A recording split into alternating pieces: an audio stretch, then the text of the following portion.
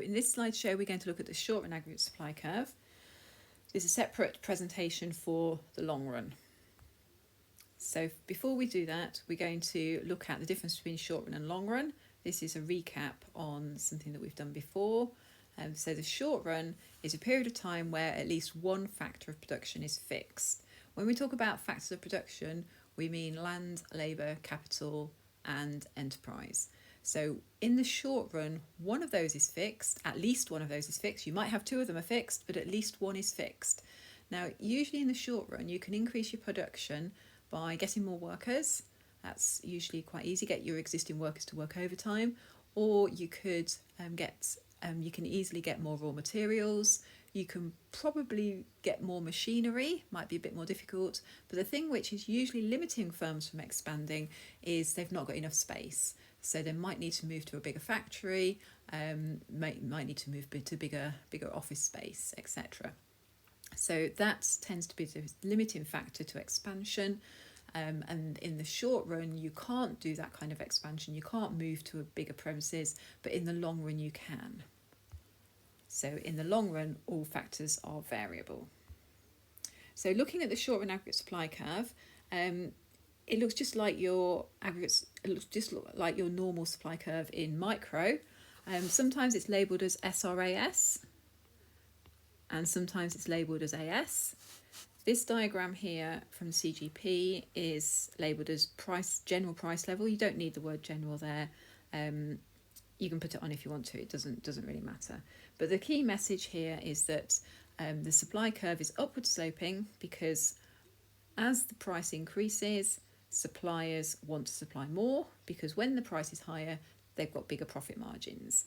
Now they've labelled this general price level 1, 2, 3, etc. You can just label it as P2, P1 and P3. It doesn't need to be GPL1, etc. So when we looked at micro, we looked at price changes in price. If we increase the price, we're going to get a movement along the curve, and we call that an extension or an expansion in supply because we're moving along the supply curve, so we've increased real GDP. If we go back the other way, so if we reduce the price, then we've got our contraction in supply. So it's just the same sort of principle as when we looked at the micro diagram.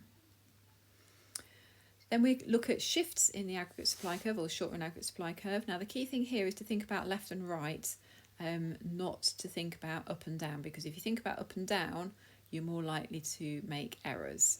So a shift to the right means that more is supplied at each price, and a shift to the left means that less is supplied at each price.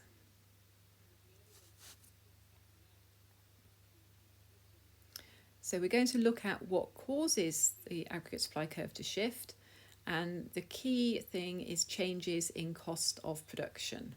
So it's different for the long run, but for the short run, the key thing is changes in cost of production. So a fall in the cost of production means better profit margins for firms, and therefore firms will want to supply more at each price. So that shifts the supply curve or the short run aggregate supply curve to the right. So examples of things which would cause the short run aggregate supply curve to shift right would be a fall in wages, fairly unlikely, a fall in cost of raw materials or utilities like electricity, water, reduction in taxation such as corporation tax, or the opposite of that would be increase in subsidies.